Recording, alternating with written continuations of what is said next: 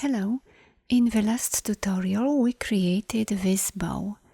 Today I'm going to show you how to draw these ribbons. If you haven't watched the previous tutorial, you can find a link to it in the description. Let's select the layer with the bow and create a new layer. Set the stroke to pink and the fill to none. Now, using a drawing tool of your choice, create a curvy line. Start right at the nut and make your way down to the bottom. Let's create another curvy line on the other side. Next, select both lines and open the stroke panel. Let's change the stroke weight to 2 points. The higher the number, the thicker your ribbon will be. Next, go to Layers and open the sublayers of the top layer. We will create one ribbon using the old classic 3D function and the other one using the updated 3D and materials function. Select the path on the right, lock it and turn off its visibility. We will use it later. Select the path on the left. Go to Effect, choose 3D and Materials, then select 3D Classic and use Extrude and Bevel. Highlight the number in the Extrude Depth window and using the up or down arrow keys on your keyboard, adjust the value to about 80 points. If you wish, experiment with different rotation options. We will leave it as it is and click OK. After the following step, we won't be able to make any changes to our path, so if you need to make any adjustments, do it now. Next, make sure the ribbon is selected and then go to Object and choose Expand Appearance. Go to Object one more time and choose Ungroup. And repeat this a couple more times. Now select the edge of this ribbon, change its fill to light pink and the stroke to none. Let's lock the layer with the edge. Now zoom in and select this edge. Change its fill to a different color and lock this layer as well. Now select this shape and open the sublayers of the selected layer. Change the fill of this shape to a different color and delete the bottom layer. Let's lock this layer as well. Now open the sublayers of this layer, scroll all the way down, select this path and delete it. Next, select everything, go to Pathfinder and choose Unite.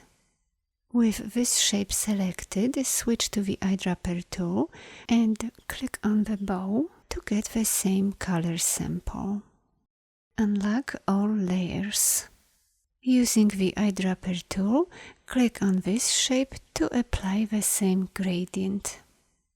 Let's change the fill of the yellow shape to red. Next, select this shape, then press the letter G to show the gradient annotator on the screen and adjust the gradient.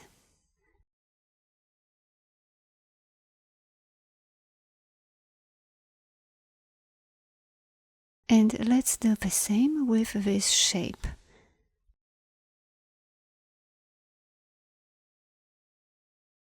Now select everything and group it together. Finally, move the top layer to the bottom and reposition the ribbon if needed. Next, turn on the visibility of the second curvy line we've created at the beginning, lock the ribbon we've just finished, and unlock the curvy line layer. With the line selected, go to Effect, 3D and Materials, and choose Extrude and Bevel. Now highlight the value in the Depth window and adjust it so it matches the other ribbon. If you wish, adjust the rotation. We can do it using these sliders or the widget.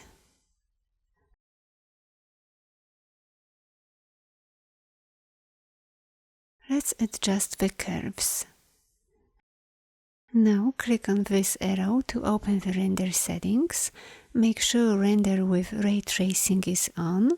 Choose the quality to high and use the render as vector option.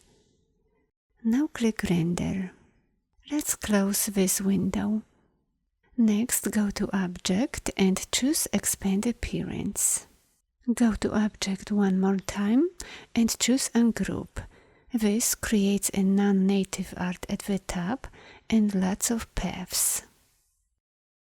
Select the non-native art, move it to the side and lock this layer. Next, zoom in.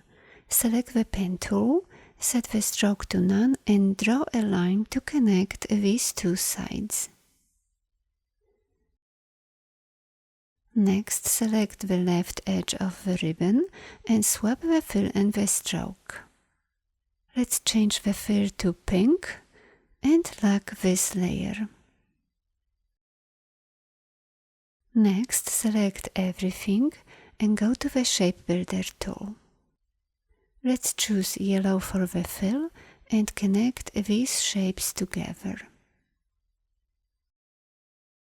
Select a different color and connect all the remaining shapes.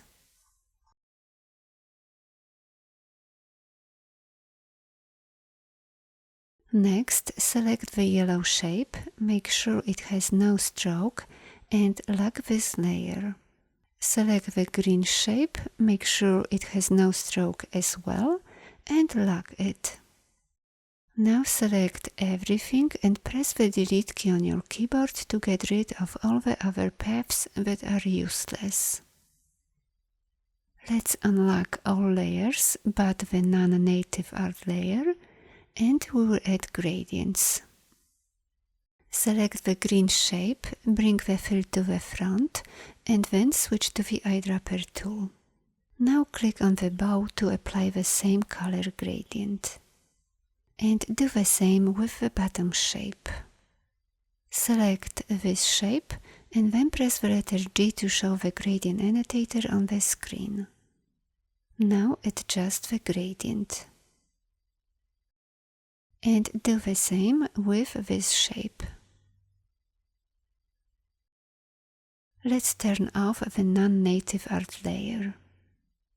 Finally, we will reduce the number of anchor points. Make sure the ribbon is selected and then go to Object, Path and choose Simplify. If you see any wide gaps between shapes, use the slider to add more anchor points. Otherwise, leave it as it is. Now select everything, group it together and reposition it. Thanks for watching. Bye bye.